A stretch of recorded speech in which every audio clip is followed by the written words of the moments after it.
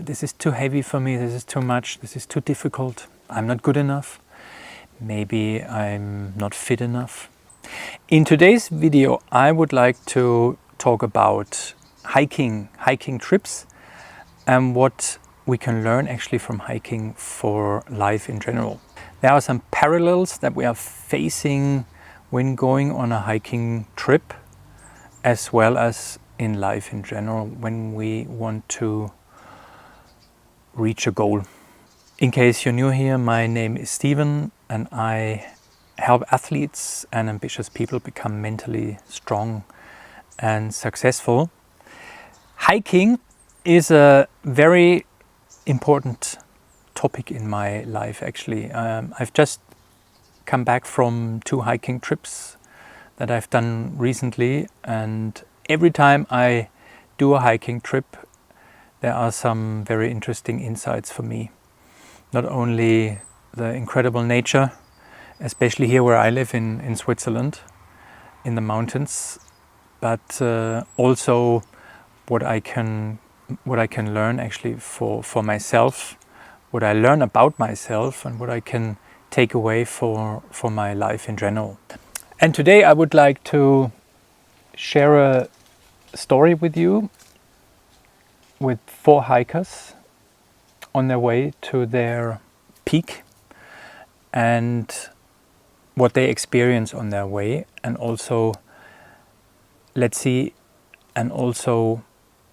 how they actually handle their trip.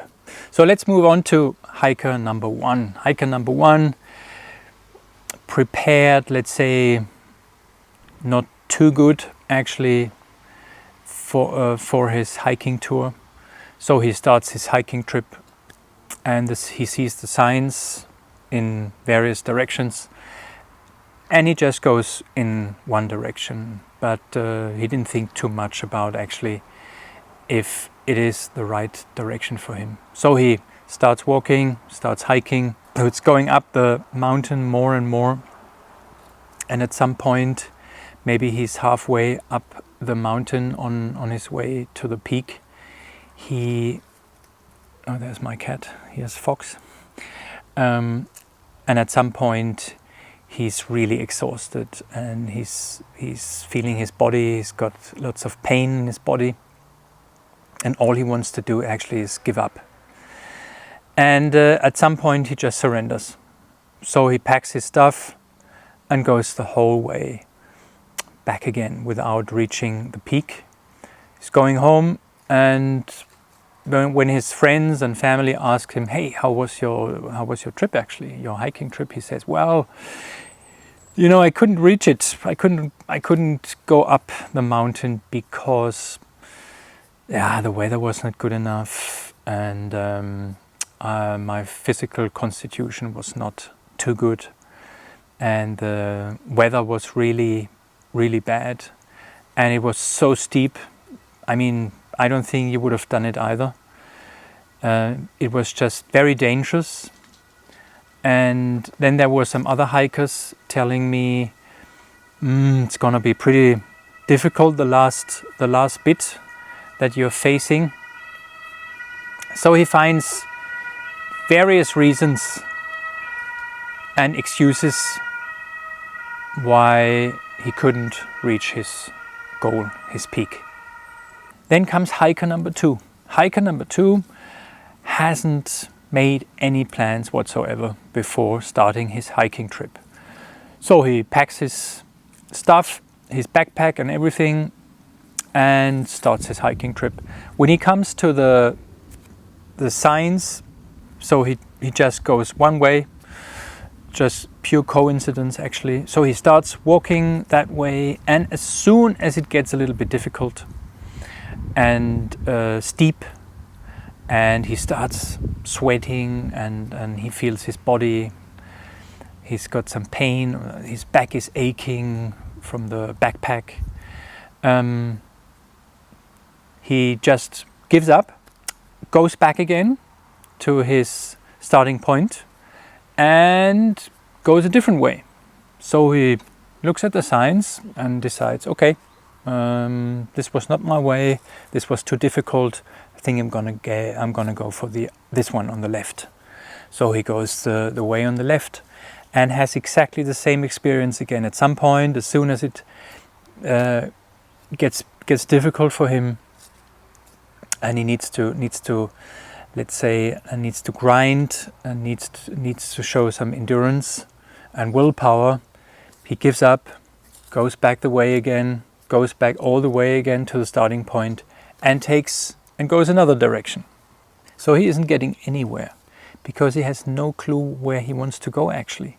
And for that, he doesn't have enough intrinsic motivation, so inner motivation.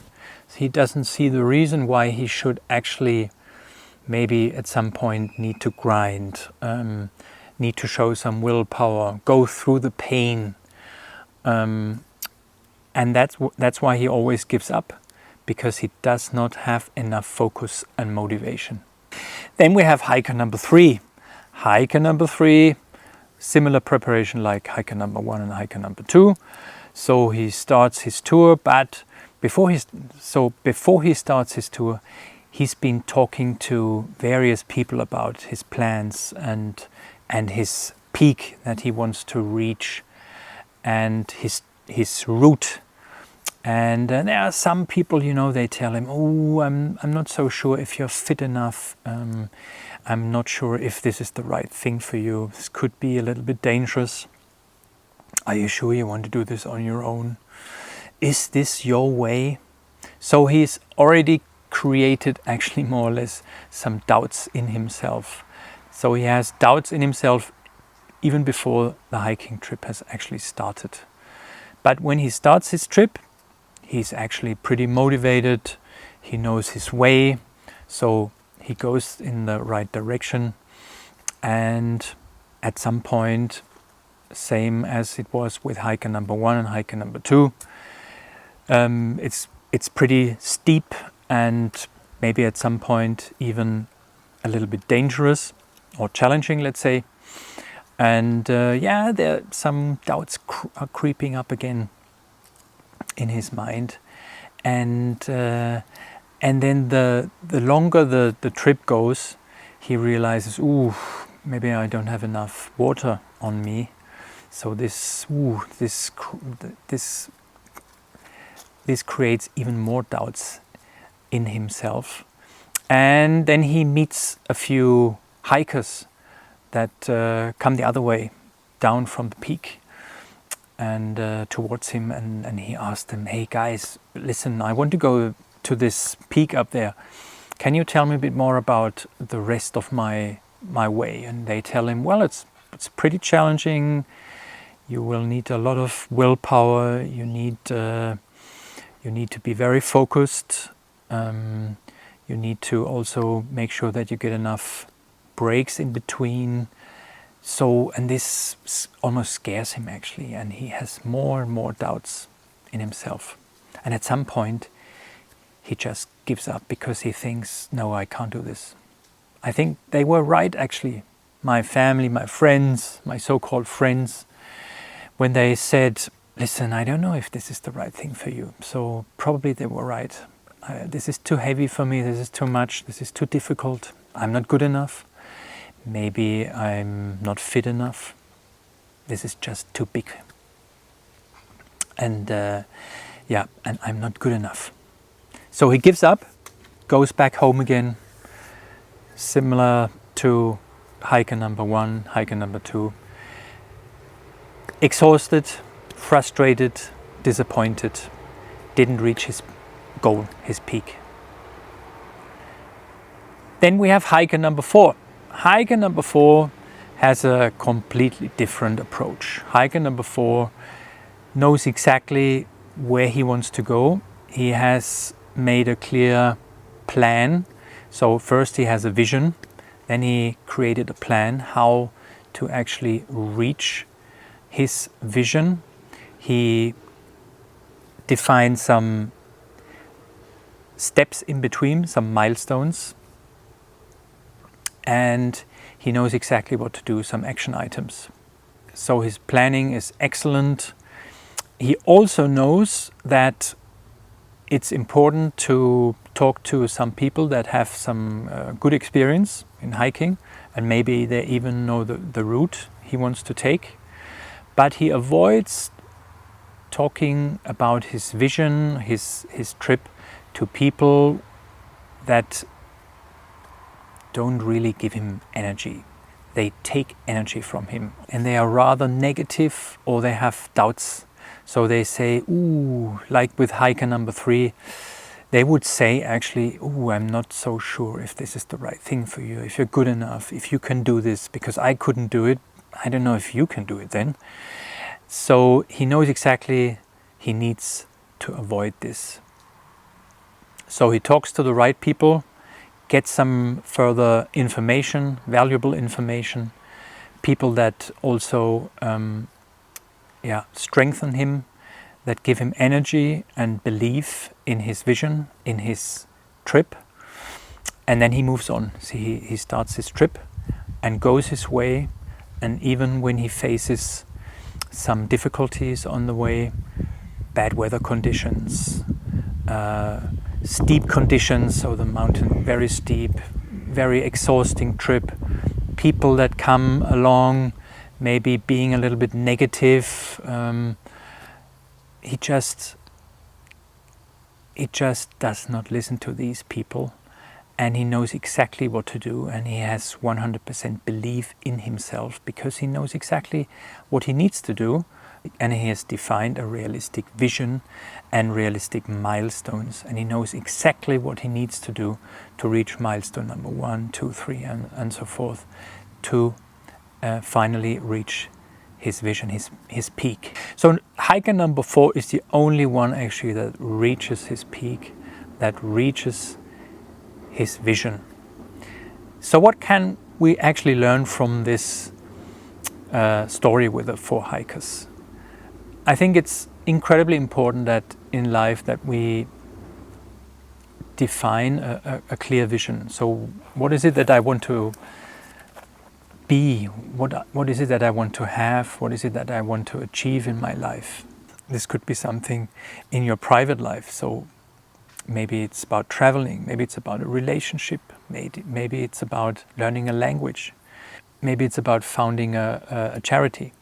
So there are so many good reasons to have a clear understanding actually what we want to have in life and what kind of person we want to be in life. And for that it's incredibly important to define a clear and realistic vision. You don't have to share this with anyone, by the way. You can share it with some people, but I would highly recommend share it only with people that believe in you and that strengthen you, and people that give you strength, people that have a positive influence on you, and avoid people that take energy away from you, that tend to be negative or give you good reasons why you will not achieve or reach your vision. Then in the second stage, you need a clear plan how to reach your vision. For that, make a plan and then break it down to several milestones. It could be 3 milestones, could be 7 milestones, doesn't matter. It's up to you, and it depends also how far away is my vision actually. Is my vision maybe somewhere next year in 12 years time, in 12 months time, or is it in 5 years time? So that's of course a big difference. Either works. It just needs more milestones in between the longer the way is. Once you have a clear plan with your milestones, you need some action items. So you need to know exactly what is it that I have to do now to reach milestone number 1, milestone number 2, and so on and so forth.